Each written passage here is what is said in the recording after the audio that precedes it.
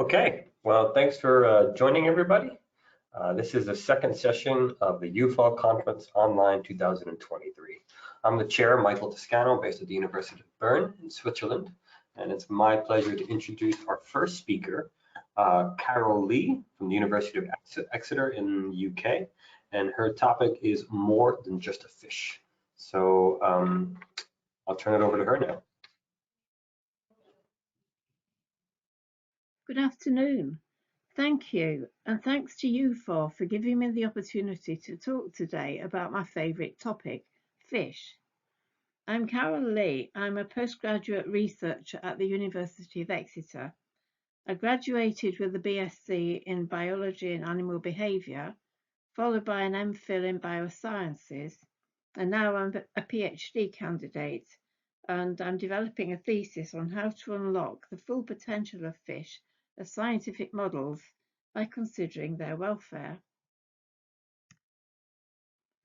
My earlier research focused on the welfare of zebrafish and how the laboratory environment, including tank enrichment and simple water changes, can affect fish well-being. And I'm now developing a database of fish research models to help researchers select the best model for their project and recommendations for a suite of measures to help improve the welfare of laboratory fish. My talk today is about fish as model organisms. I thought I'd start with a brief journey through the history of fish as scientific models, then look at some of the unique features that fish provide to science.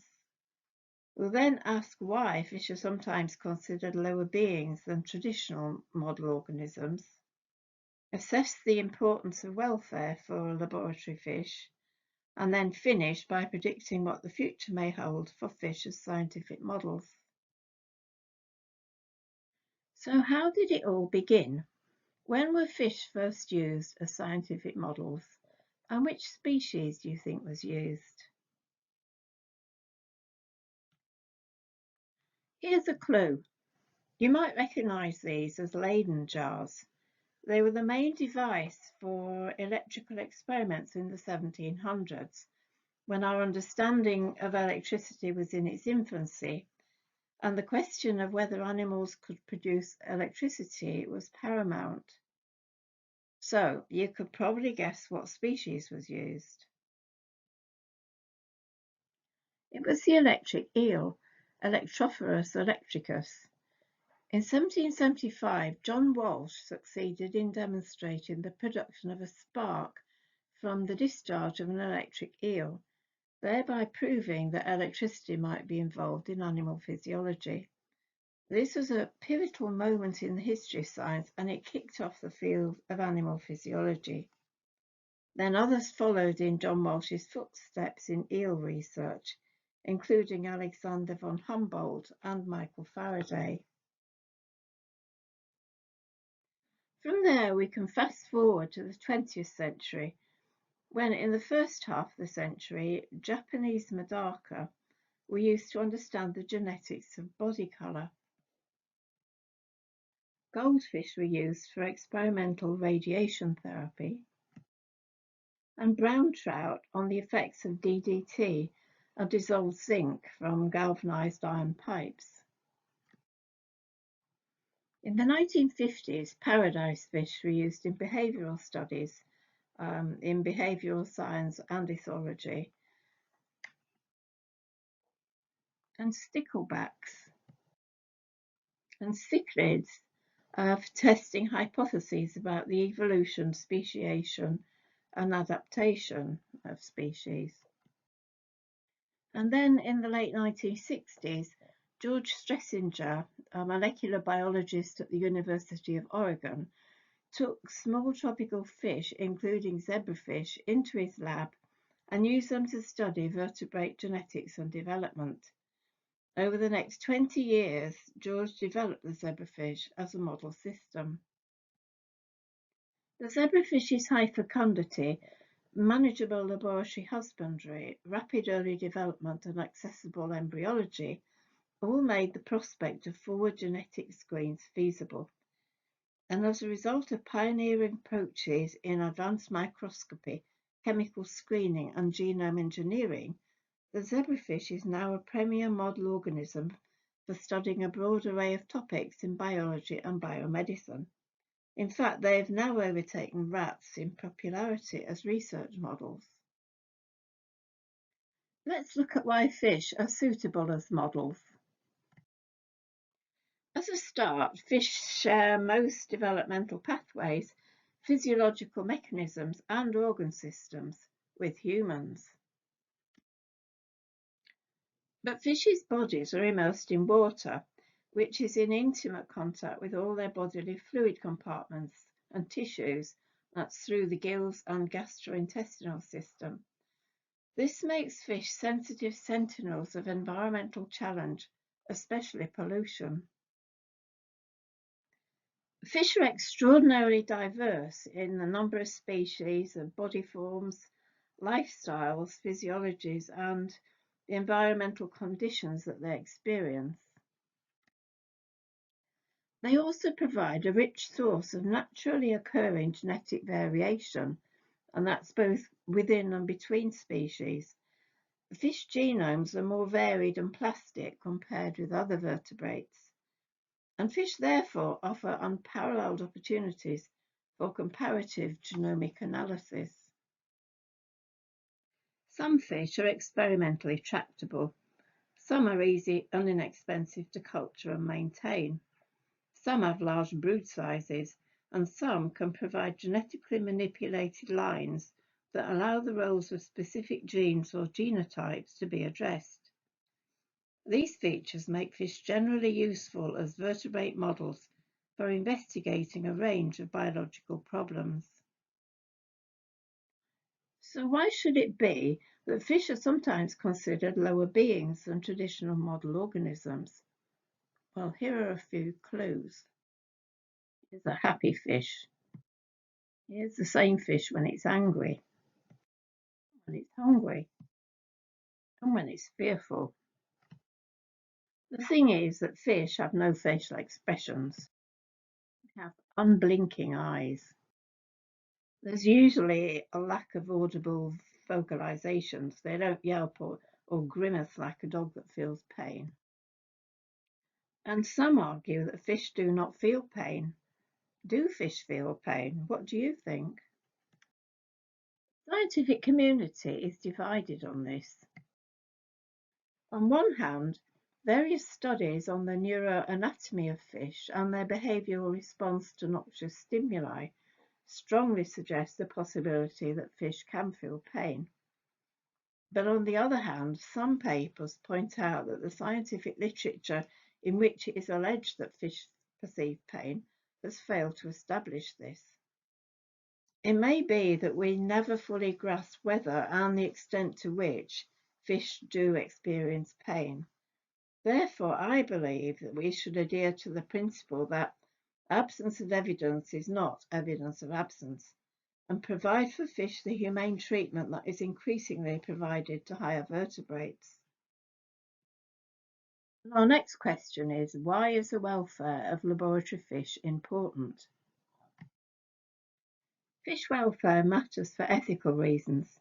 Researchers have a duty of care for laboratory animals, and three guiding principles for the ethical use of animals in science are the replacement of animals in research, the reduction in the number of animals used in experiments, and the refinement of the care and use of animals in order to minimize suffering and improve welfare.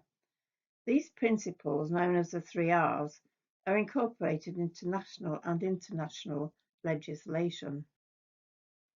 Welfare also matters for legal reasons. Researchers in the UK and many other countries are legally obliged to consider animal welfare when designing experiments. In addition, research funders are now requesting high standards of welfare as a condition of receiving research funds. Good animal welfare is linked to improved quality of science, and the well-being of an animal can directly affect the scientific validity and repeatability of research results.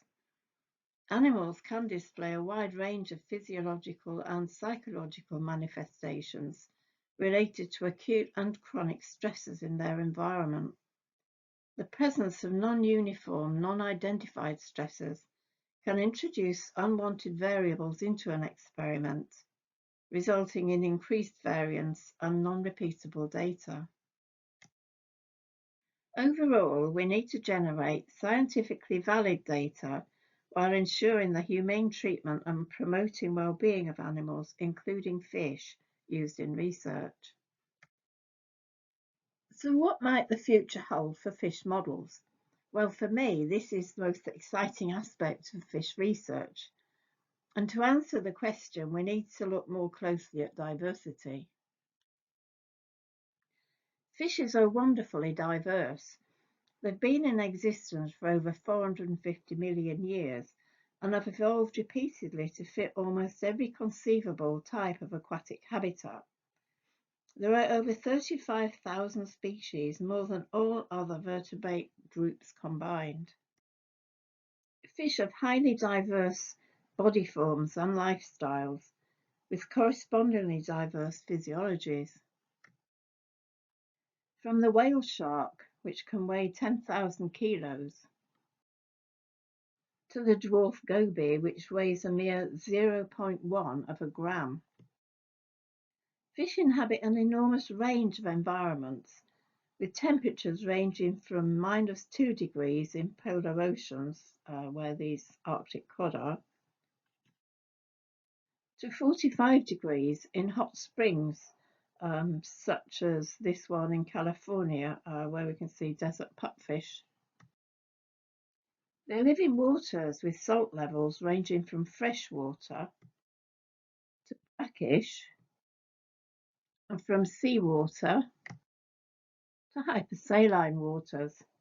Some live in hypoxic and even anoxic waters, and atmospheric pressures ranging from 1 up to 1,000. The sheer diversity of fish species, together with the wealth of tools and knowledge that have been amassed from work with traditional model systems, offer new opportunities. We've learned a lot from focusing on a few models, but as evolution has come up with solutions to life's problems, so for each species, understanding its unique adaptations to its environment could hold clues to understanding pathologies in people. Despite the usefulness of traditional model species such as zebrafish and medaka in the investigation of a wide spectrum of traits, there is evidence that other fish species could be better suited for more targeted questions. With the emergence of new, improved sequencing technologies that enable genomic resources to be generated with increasing efficiency and speed, the potential of non-mainstream fish species as disease models can now be explored. And by exploring the adaptations of fish species, new disease-causing and disease modifier genes might be identified. So diverse fish species could be exploited to better understand the complexities of disease processes. In addition, non-mainstream fish models could allow us to study the impact of environmental factors, as well as genetic variation on complex disease phenotypes. For example, members of the Canichthidae family, these are the ice fish of the Southern Ocean, are the only known vertebrates to lack hemoglobin in their blood as adults. Up to a metre in length and with crocodilian features, a quirk of evolution, make ice fish a potential model for discovering genetic controls on bone density and for learning lessons that might translate to treating bone density diseases of old age. As John Postlethwaite, a professor of biology at the University of Oregon, says, it's a matter of comparing what happens in a person over developmental time to what's happening in a fish over evolutionary time. And personally, speaking as an older person with a third bone fracture in a year, that can't come soon enough. Each year, hundreds of freshwater fish species and 600 to 1,000 marine species are discovered and described for the first time. Each new discovery may lead to new research that could literally help the future of humanity. For example, Daniella cerebrum, shown here, first described in 2021, is already an important model for neurophysiological studies due to its skeleton, in which the skull roof is missing, and the brain is covered only with skin, which allows deep imaging of brain activity in vivo. I think that fish are amazing. As well as being an important food source, fish are prized for aesthetic and recreational reasons. And, perhaps more importantly for us, they are incredibly valuable vertebrate models for medical and biological research. I think their importance to science deserves wider recognition, and think we should challenge the attitude that they're only fish, especially when considering their welfare. Thank you for listening.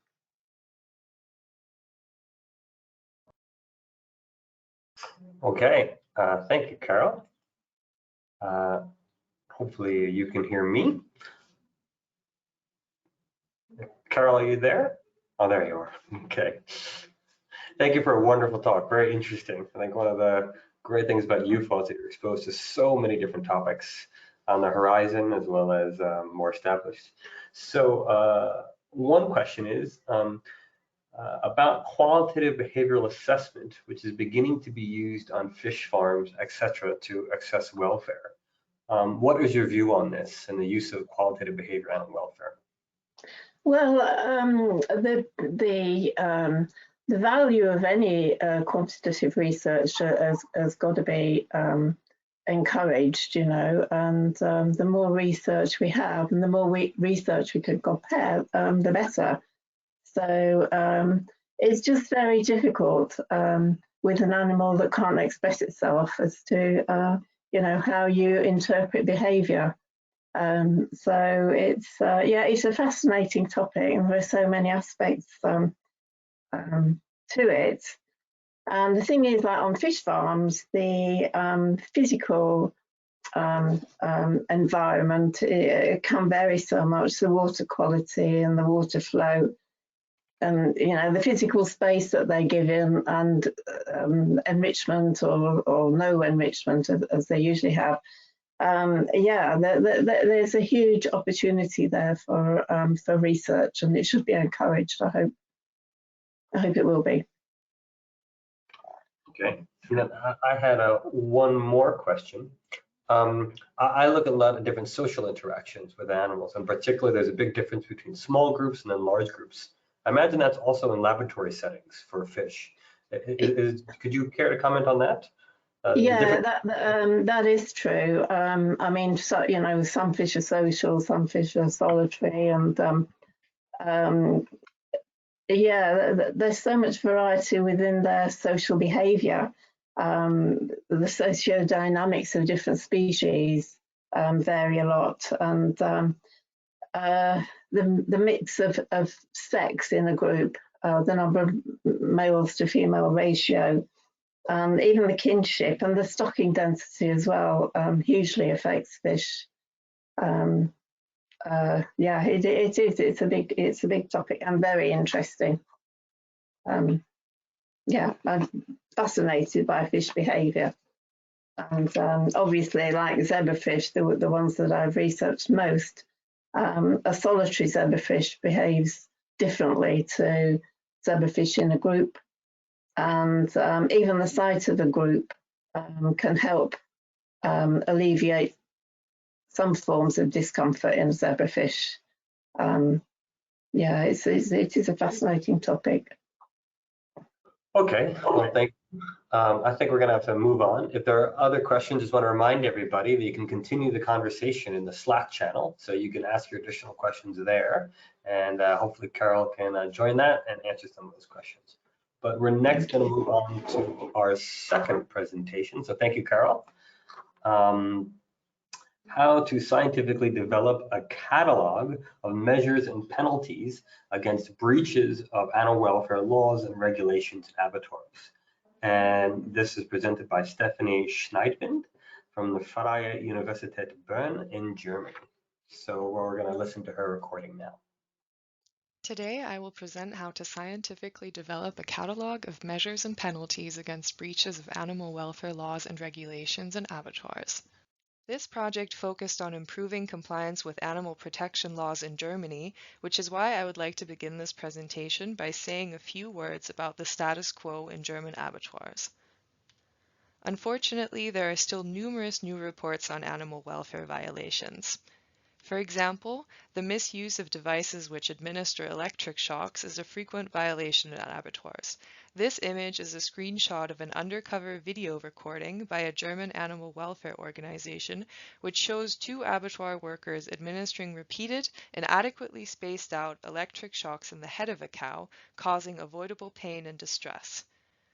In Germany, law enforcement in this particular context is often inadequate. This is widely acknowledged by legal professionals. Currently, there are no specific guidelines available for official veterinarians to support them in adequately responding to and preventing animal welfare violations. For this reason, this project aims to compile a list of appropriate measures and penalties. In total, this catalog of measures and penalties will contain guidelines for 40 different animal welfare violations, which can occur during pre-slaughter handling, lairage, in addition to stunning and exsanguination. Our catalog has not yet been finalized. Right now, we have a compilation of which measures and penalties responsible authorities consider to be appropriate for different violations. This compilation was made available to official veterinarians and received positive feedback. However, legal professionals precisely pointed out flaws in the recommendations and current practices of official veterinarians, which clearly highlighted where specifically an improvement in law enforcement is needed. The compiled measures and penalties are currently being reviewed by legal professionals, which will lead to a finalized set of guidelines. Our final catalog will contain tables like this, which include a description of an animal welfare violation at the top of the table, and the table itself will include a citation of legal and regulatory requirements to protect animals at the time of slaughter or killing, a citation of relevant regulatory and criminal penalties, which special measures and penalties are appropriate for the first offense, which special measures and penalties are appropriate if the offense is repeated, and finally, summaries of relevant judicial decisions and other relevant notes are included. In today's presentation, I will explain the 5 steps taken so far in the method for developing this catalog with one specific animal welfare violation as an example. For each step, I will begin by presenting the materials and methods involved, followed immediately by a presentation of the respective results. I will begin with step A, which involved acquiring relevant judicial decisions. In the beginning, only 5 relevant judicial decisions could be obtained through German legal databases. Thus, we researched media reports which provided enough information for us to be able to contact the press offices of 33 departments of public prosecution with an inquiry to provide the corresponding judicial decision for scientific purposes. In total, 15 judicial decisions could be obtained. This was very important in terms of understanding the status quo of law enforcement for animal welfare violations in German abattoirs. We summarized the outcomes of criminal proceedings in order to provide insight into how specific violations were handled in court in the past. Step B consisted of conducting semi-structured interviews with official veterinarians. 6 experienced official veterinarians were asked a set of questions to gather information on different aspects of welfare violations at abattoirs, including which kinds of violations occur most frequently in their work environment, which procedures do they follow, and which challenges do they face regarding law enforcement. Gathering this information was important in order to develop our online survey, which I will now go on to describing. Part C consisted of conducting an anonymous online survey among official veterinarians. The aim of this survey was to gather information on A, appropriate, and B, past measures and penalties for specific animal welfare violations. The target audience were official veterinarians entrusted with enforcing animal welfare laws and regulations at abattoirs. The content of the survey was 22 constructed but realistic animal welfare violations. An example of an animal welfare case from the survey, which was translated to English for the purpose of this presentation, is the following. A cow delivered to an abattoir in a truck is unable to stand up on its own. The hind limbs are dislocated. The transporter immediately takes a chain loop and attaches it to the cow's hind limb. After hooking on a winch, the cow is dragged into the waiting area of the abattoir without prior stunning. This is a felony and not a regulatory offense, also known as a misdemeanor, according to German law, seeing as the cow was subjected to prolonged significant pain and suffering. Thus, the responsible person is liable to up to 3 years of imprisonment or a fine according to the German Animal Welfare Act. For all welfare cases included in the survey, we asked the same set of questions for the first and repeated violation. Firstly, we asked which measures and/or penalties would be appropriate, hypothetically speaking. If participants selected that a fine would be appropriate, they could indicate an appropriate range for a fine. Participants could also indicate which additional measures they considered necessary. Secondly, participants were asked if such a case had occurred in their work environment in the past 3 years, and if so, what measures were taken. Answers could be provided in a multiple choice format and in a comment box. This chart illustrates which actions official veterinarians considered appropriate for the first case involving the dragging of the downer cow without prior stunning. The green bars represent mild measures, such as immediately interrupting the incorrect working method. The orange bars represent intermediate measures, such as giving a warning fine, and the red bars represent harsh measures, such as filing a criminal complaint. Only 32% of participants said that they consider filing a criminal complaint to be an appropriate measure in this case. On the other hand, 50.7% said that they consider a regulatory offense procedure to be appropriate, meaning that more participants consider this violation to be a misdemeanor. There are comprehensible reasons why official veterinarians chose this option. In the comments section of the survey, few participants described how this case is a felony, but such cases often get dropped by public prosecutors, which is why they argue that it is better to treat it as a regulatory offense, since then, ultimately penalties will be higher. According to the law, however, official veterinarians are required to file a criminal complaint if a person commits an offense out of cruelty or if the animal was subjected to prolonged or repeated significant pain or suffering. This highlights how and why law enforcement in this field is problematic. These box plots present what fines participants considered appropriate for the first violation regarding our example. Participants were asked to indicate a minimum and maximum value for the case. The purple box plot on the left side presents which values for fines participants considered appropriate for the minimum value of the fine, and the pink box plot presents which values were deemed appropriate for the maximum value. For the minimum fine, the range was 100 to 5,000 euros, the mean was 818 euros, and the median 500 euros. For the maximum fine, the values ranged from 300 to 20,000 euros, showed a mean of 2,550 euros, and a median of 1,500 euros. It must also be noted that only 36 out of the 75 people who answered questions for this case recommended a fine to begin with. The heterogeneity of these assessments could either show how differently participants judge this case in terms of severity, or could demonstrate which fines they know are realistic to impose in the current legal system. A limitation here is that the income and personal circumstances of the person responsible are unknown. However, in a recent animal welfare conference in Germany, participants agreed that the fines suggested by our participants here were far too low and demonstrate that there are major deficits in how responsible authorities impose penalties. As for the repeated violation, considerably more participants assessed filing a criminal complaint to be appropriate. However, 31.4% still wouldn't do what the law requires them to do. These box plots show the fines which participants considered appropriate for the repeated violation of our example case. Assessments were very mixed again. Values which participants considered appropriate for the minimum ranged from 200 to 10,000 euros.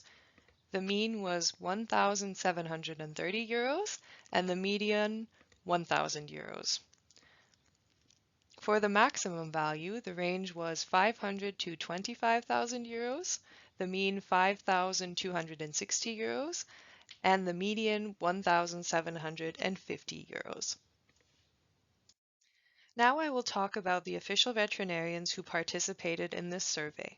Our intention was to allow participants to stay anonymous, which is why we did not ask many demographic questions. A proportion of 68.5% reported working in at least one abattoir which slaughters fewer than 20 livestock units per week, 40.1% reported working in at least one abattoir which slaughters 20 to 100 livestock units per week, and 59.8% reported working in at least one abattoir which slaughters over 100 livestock units per week. Participants were experienced in overseeing the slaughter of a variety of different animals. Our participants were most experienced with overseeing the slaughter of pigs and cattle, followed by sheep, goats, poultry, horses, and other animals. In total, we found that our participants were representative for a variety of different abattoirs in Germany. Part D consisted of conducting a virtual colloquium with official veterinarians. A Cisco WebEx conference was held on 2 consecutive days in order to discuss all 40 violations included in the project. The aim was to revise the measures and penalties proposed by over 50% of survey participants so that the information gathered truly represented what official veterinarians would consider appropriate. Also, the violations not included in the survey were discussed. We held a discussion on the proposed actions for all violations with a varying number of 20 to 30 participants and voted on the changes and additions participants proposed. Thereby, we compiled a document which represents the status quo of how animal welfare cases are handled at abattoirs. Part E consists of consulting lawyers. Until now, 2 lawyers supported us in the acquisition and analysis of court decisions, helped us design the answer options for our online survey, and pointed out flaws regarding the measures and penalties official veterinarians considered to be appropriate. In the future, lawyers will provide support in the development of clear guidelines regarding how laws and regulations must be enforced. The next steps in this project are revising the current compilation of measures and penalties so that correct legal action and adequate penalties are presented, and writing 2 publications on the project. When complete, this project will have developed the first catalogue of appropriate measures and penalties for animal welfare violations in German abattoirs. We will provide rough guidelines, but further considerations will always be necessary because there is no one-size-fits-all solution for animal welfare violations. A limitation of this project is the following. Whether measures and penalties are harsh enough will always leave room for subjective interpretation and debate. In conclusion, we propose that this methodology can be adapted to A. Identify the status quo of law enforcement regarding animal welfare violations in abattoirs, and B. Compile appropriate measures and penalties for animal welfare violations in other settings and countries. Thank you for your attention. I look forward to answering your questions.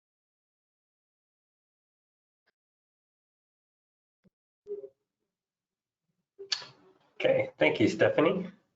We have some questions from the board. So is it that the vets need to be better educated regarding their legal requirements, or does the law need amending so that the vets comply? How do you square this convergence? Well, I'd say that there's some truth to both. Like on the one hand, further education is always beneficial in supporting vets on how to implement these laws. And on the other hand, like a lot of our lawyers do argue that these laws need to be updated and improved. But I think also a big issue that we identified here is that official vets often argue that there is some advantage to imposing a regulatory offense rather than really taking this case to course, because they then found that often these cases would just be abated in court. So there seems to be issues in many different respects, and a lot of efforts will be needed in many different directions, in my opinion. Okay, thanks. Second, besides a clear catalog of violations and penalties, are there other obstacles for implementation? For example, are the OVs in Germany independent and protected to implement these sanctions on violations?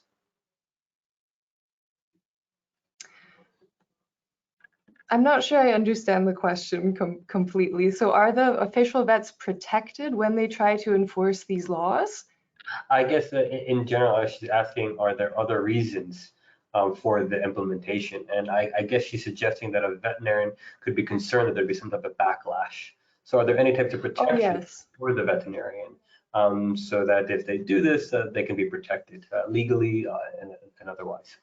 Okay, yeah, this touches on another big issue where like official veterinarians often do feel a lot of pressure inside abattoirs to then not report certain animal welfare violations, because there are a few studies in Germany being conducted in this direction that have reported that official veterinarians often experience either being like bullied at work, essentially, if they threaten to do this, or just receiving threats even. I think there's a number saying that like up to 6% of official veterinarians have even been threatened with violence in the past if they would report an animal welfare violation. And how to solve this problem, I have to say, is a bit outside of my scope. This seems to be a very, very complex systematic issue. And but yeah, like essentially they would receive protection. It is also just their job to report these. They actually are also committing a crime if they don't report them. So it's a bit of a tricky issue. Yeah, okay. And then I guess the last question, have you seen any differences in the attitude of the OVs when referring the farmer/transporter as a criminal offense versus referring the FBO's abattoir staff who they work with on a daily basis? Well, we only had a limited amount of questions that would apply to transporters. So I can't really say that there's a meaningful difference between the two. What we did was we created these cases based on things that reportedly occurred very frequently at slaughterhouses, and only 2 of these cases were applied to transporters. So I'm afraid I'm not able to really assess that, unfortunately. Okay, I guess we have time for one more question. What is your view on complementary education for law enforcement officials as well as updating the laws? Please do, yes, that's a great idea. 100%. Okay. Okay, you're very good at answering these questions. So, to what extent can you and inspectors take the frequency of breaches into account relative to their severity? Is one severe breach equivalent to 10 minor offenses?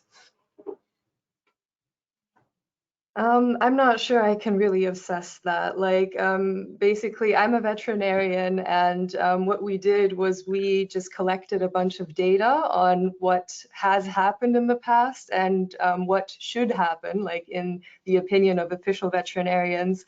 And I think answering that question is a little bit outside of my area of expertise. I'm sorry.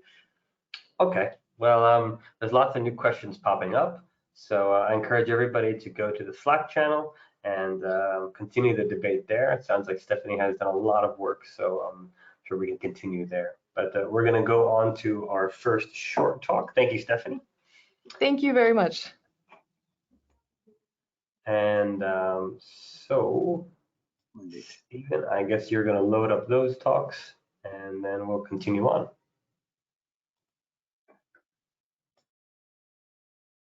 Yes, hello everyone. My name is Nelson Achong, and I'm presenting a research on development of a welfare assessment tool for small-scale pig farms and extensive production system in Butemba Town Council, Kyankwanzi district. Number of pigs in Uganda has increased from about 3.1 million in 2008 to 4.5 million in 2018, and this is being produced by 1.34 million households in Uganda. The consumption of pork in Uganda currently ranks the highest in Southern Africa, and it stands at 3.4 kilograms per person.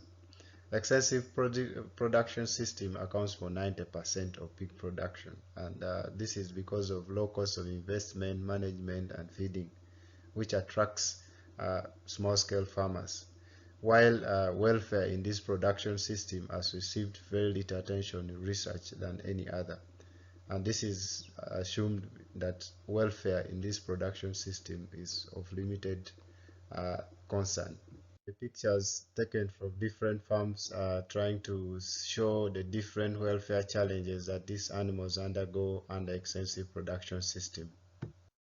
So from this table, I'm trying to show indicators that were assessed on individual basis.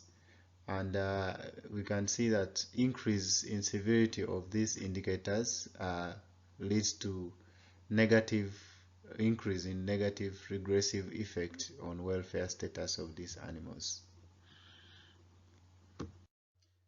Yes, from this table, these are indicators that we have assessed on group level or farm level, and they also show that increase in severity of the welfare of the indicators negatively affects or regresses the welfare of these animals, while castration is use of anesthetics positively affect the welfare of these animals.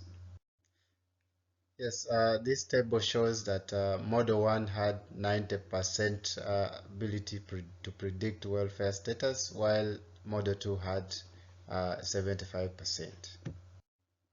Yes, I managed to identify some of the indicators of welfare under extensive production system, and through which I managed to develop a welfare assessment tool that I tested in Kyankwanzi district, and this showed very high ability to predict welfare status of animals in this system. I believe welfare is a very important issue that is supposed to be discussed to farmers in this system. Yes, with that, I would like to thank you for your time and attention.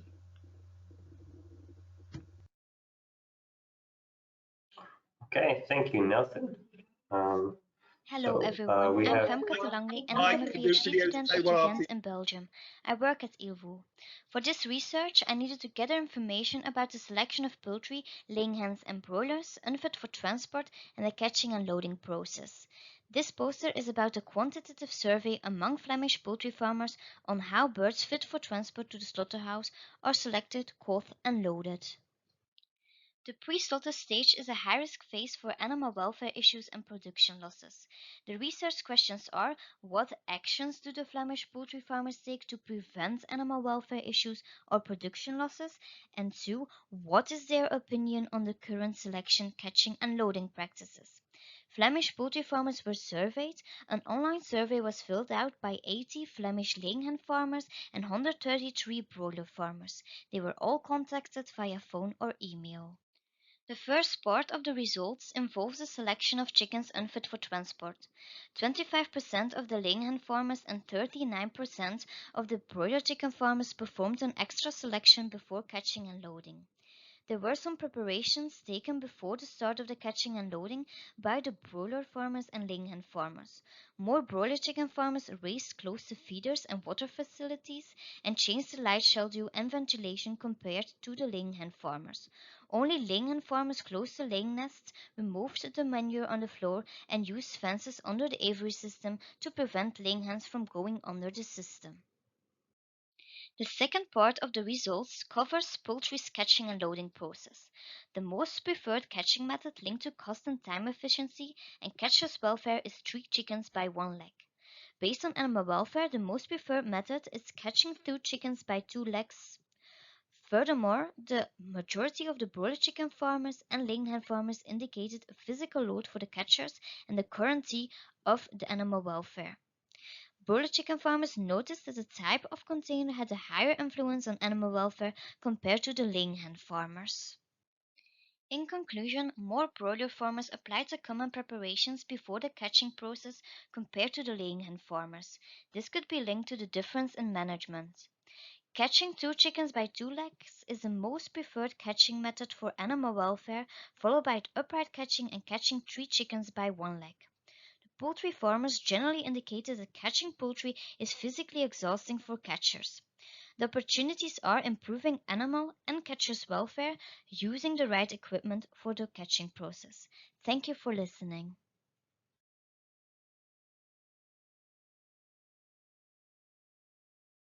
This talk is part of my larger PhD project, which I'm completing at Aberystwyth University under the supervision of Dr. Sebastian McBride and also Dr. Matt Parker at the University of Surrey.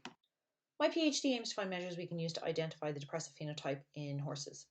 So we know that one of the 2 core features of depression in humans is a loss of pleasure, otherwise known as a state of anhedonia. However, this is usually identified through self-report methods in humans, and so there's a need for us to find a way to objectively measure this in horses. We know that palatability assessments have been used in animal studies as a useful indicator of hedonic preferences in particular animal models, and once validated, these tests can then be used to identify a state of anhedonia. So in a normal sample, what you would see is that consumption patterns should increase with increasing sucrose concentration, which would then highlight increased palatability of that taste int and therefore the hedonic value. Palatability assessments have already been validated in various species, including rodents and pigs. However, it's worth noting that species-specific adaptations are required when choosing a technique for measuring consumption patterns in that species. And so that was the rationale behind this study to validate a method specifically in horses. In terms of the experimental design, lick blocks of various sugar concentrations were kindly provided by Uniblock and given to the horses over 5 consecutive 10-minute tests over 5 different days. So on the first day, you can see that all horses were provided with the habituation block with the lowest sugar concentration, and then horses were randomly assigned to either increasing sugar concentrations or decreasing concentrations in order to minimize the order effect. And we then video recorded these sessions during testing on the left-hand side of the horse's face to allow for behavioural sampling throughout the session. So results of the study revealed statistically significant weak to moderate positive correlations between increasing sugar concentration and consumption time for all time periods, and also for consumption time per approach measures for the time periods of 6 to 10 minutes and 0 to 10 minutes. These figures in particular then highlight, when we look at the data in more detail, they highlight the stronger monotonic relationship between increasing sugar concentration and consumption time per approach in particular. We also found through one-way repeated measures ANOVA that the within subjects effects were approaching statistical significance, so they had a p-value of 0.059, and we estimate that as we approach our target sample size with continued data collection, this figure is going to continue to trend towards statistical significance. In summary, consumption time per approach is looking to be a potentially viable measure of hedonic preferences in horses. With continued data collection, we then aim to validate palatability assessments in horses and subsequently use this method to identify horses who may be displaying anhedonic symptoms.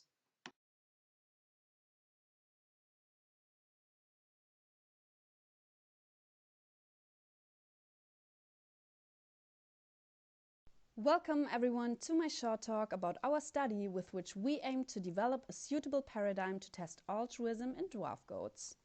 I would like to start with the definition of altruism. This is a behavior that rewards another animal and is characterized by a direct effort that has to be put in by the donor animal. Unlike other prosocial behaviors, altruistic behavior does not necessarily reward the donor animal as well. However, definitions differ on this, but let's stick to this definition by now. To test if we can see altruistic behavior in goats, we developed a paradigm which is based on the natural feeding behavior of goats. They feed at different heights and even on their hind legs. Therefore, we have built a device where this climbing behavior is stimulated. The two groups of goats were tested in diets and underwent 3 sessions each. 2 test sessions in which food was available and 1 control in which no food reward was included. Goats had to climb on a pedestal, and by doing so, a food dispenser on the other side of a swivel arm was lowered within reach of another goat. To evaluate whether the goats were acting potentially non-egoistic, we defined zones within the arena. We defined a pedestal interaction as egoistic if the donor animal did run into the dispenser zone within the first 5 seconds after leaving the pedestal.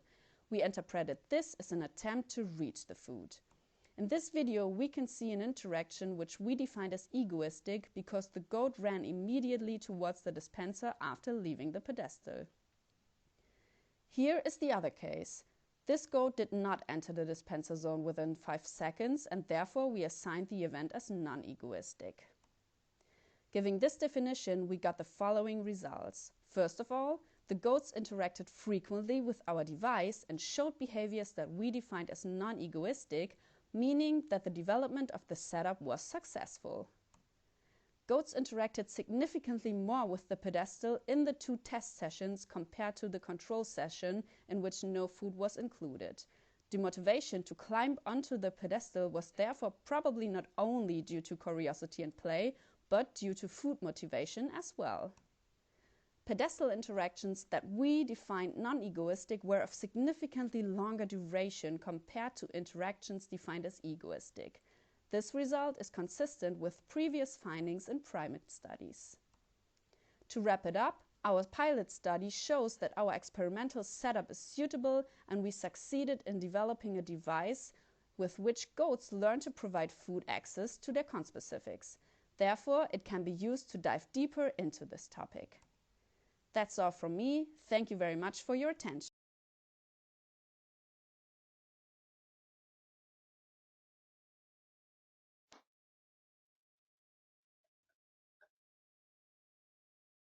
Okay.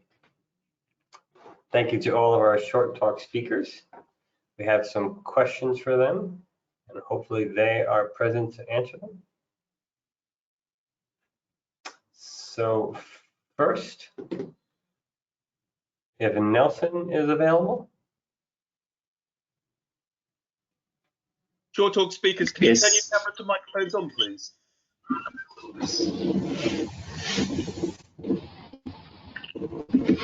Okay, thank you all.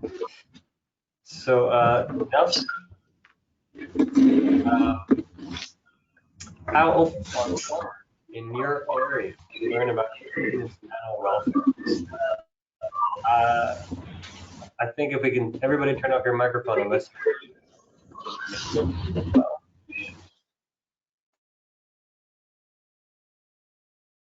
So Nelson, how open are farmers in your area to learn about improvements in animal welfare?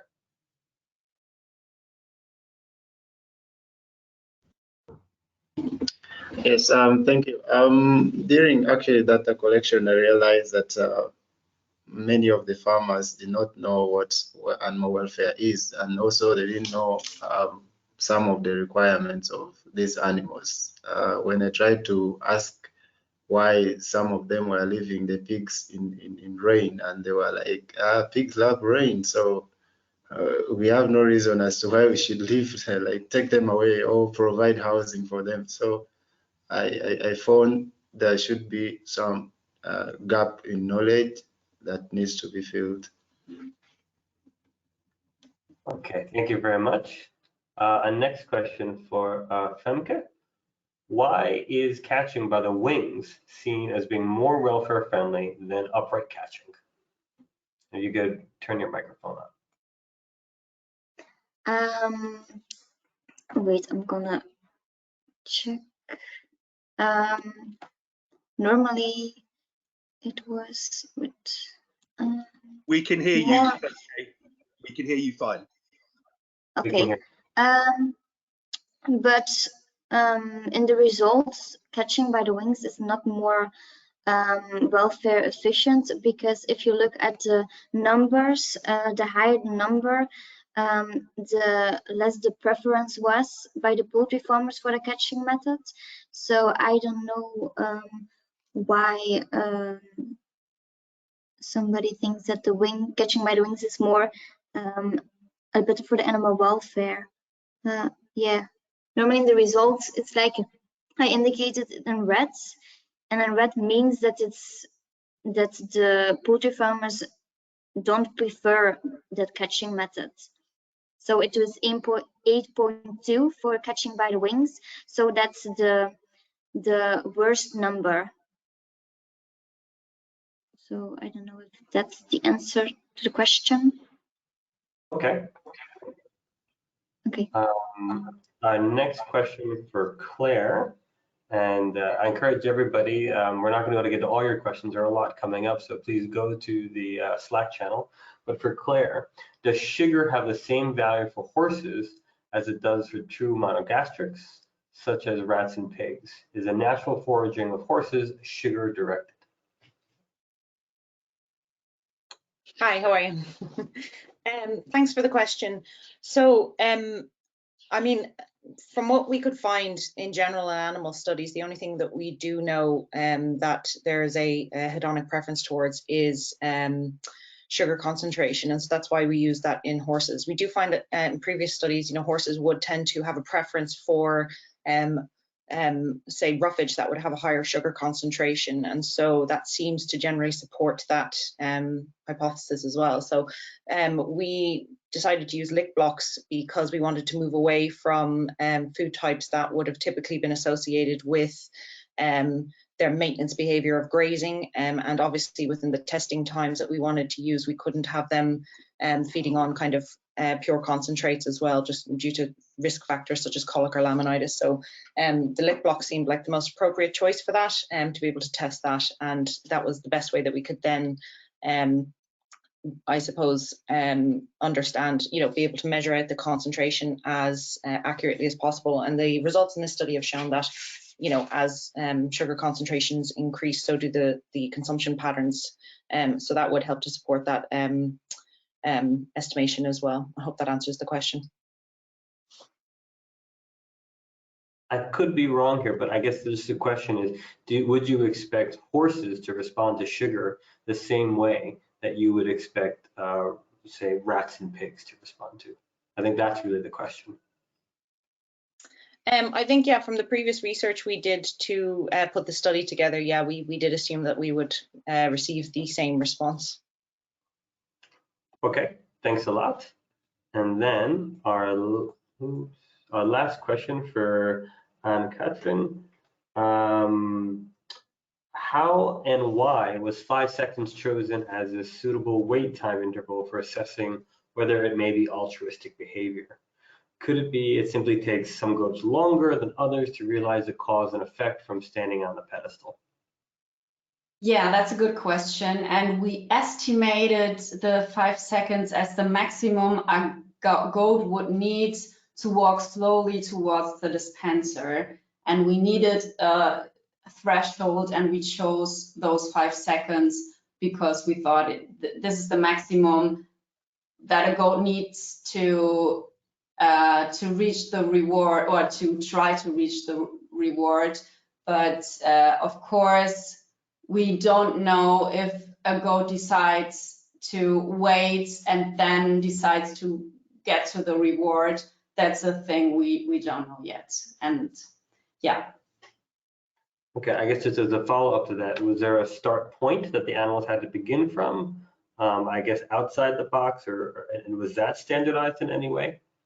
Yeah, the time started at that when the goat left the pedestal. So when all feet were on the ground again, the 5 seconds started.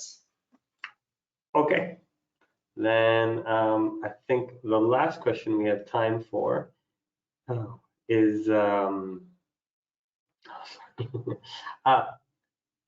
This is for Nelson. Do you think it is the extensive system as such that is a problem, or the supervision of the animals? Is the welfare associated with the quality of care that the producer is provided, or something inherently wrong with the extensive systems? Could you pardon a bit? So when you see the welfare problems, do you think it's more problem with the quality of care that's provided by from the farmer, or is there something inherently wrong with the extensive system? In my opinion, it's basically about the care, because when I looked at, for example, indicators like castration, I found farmers, they are using other farmers to castrate their animals, and these people actually don't use anesthetics to castrate these pigs, and also they use knives to cut through, and that's mostly on care based, not, yeah. I hope that answers.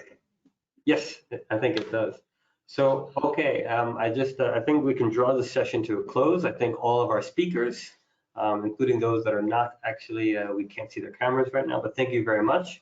We're going to take a lunch break, and then we're going to begin with session 3 at 2:10. So thank you to everyone, and particularly for the conference organizers. And everybody enjoy lunch wherever you are. Bye-bye.